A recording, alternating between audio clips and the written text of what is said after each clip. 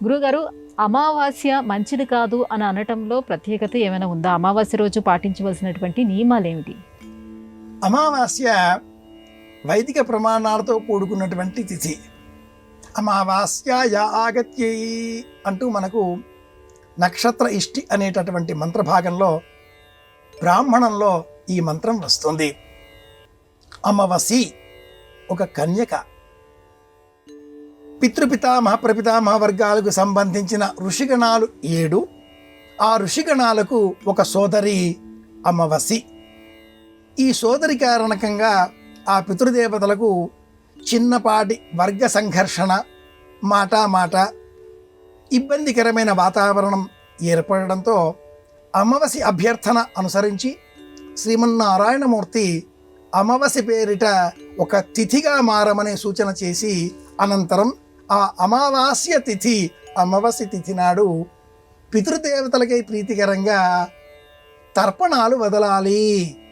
అలా చేస్తేనే పితృదేవతలకు విముక్తి అనేటటువంటి ఆ వరాన్ని అమావాస్యకి ఇచ్చి ఉన్నాడు.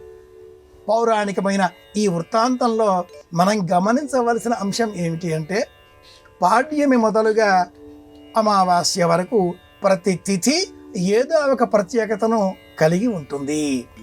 అమావాస్య తిథి ఎంతటి ప్రత్యేకం అంటే, గుజరాత్ ప్రాంత వాసులకు దీపావళి నూతన సంవత్సరం. ఈ అమావాస్య నూతన సంవత్సర సందర్భాన్ని మనమంతా కూడా పండుగగా పాటిస్తున్నాం. అలాగే అమావాస్య విష్ణు ధర్మోత్తర పురాణాన్ని అనుసరించి ధనాన్ని వృద్ధి చేసేటటువంటి తిథి. అమావాస్య నాడు బ్యాంకుల్లో మనం ఎఫ్డీలు చేస్తే అవి రెట్టింపుగా మారతాయి. ధనాన్ని సంపదగా పోగు చేసుకునే అవకాశం అమావాస్య తిథి నాటికే ప్రత్యేకం. అమావాస్య నాడు ఆడపిల్ల జన్మిస్తే ఆ ఇంటిలో మహాలక్ష్మి జన్మించింది అని జ్యోతిష శాస్త్రం శకున శాస్త్ర రూపంలో మనకు తెలియజేస్తుంది. కనుక అమావాస్య తిథి అనగానే ఆమెను దూరంగా మనం అనుసరించవలసింది కాకుండా ధర్మపరంగా, ఆధ్యాత్మికంగా అనేక అష్టైశ్వర్యాలను సమకూర్చేదిగా అష్టమి తిథి ఎటువంటిదో అమావాస్య తిథి అటువంటిది అని కూడా మనం గుర్తించాలి. ప్రాచీన కాలంలో ఋషి సంప్రదాయంలో అమావాస్య నాడు పాటించేటటువంటి ఒకానొక యజ్ఞం ప్రత్యేకంగా ఉండేది.